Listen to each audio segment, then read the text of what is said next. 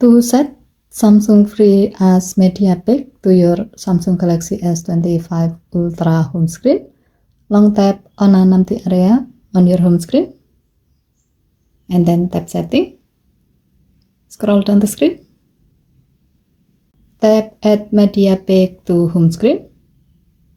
If this menu is still off, tap the on-off switch to turn it on, and then select Samsung Free.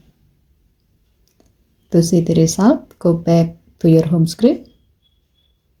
Now, swipe right your home screen. As you can see, now Samsung Free has been set as media pick on your phone.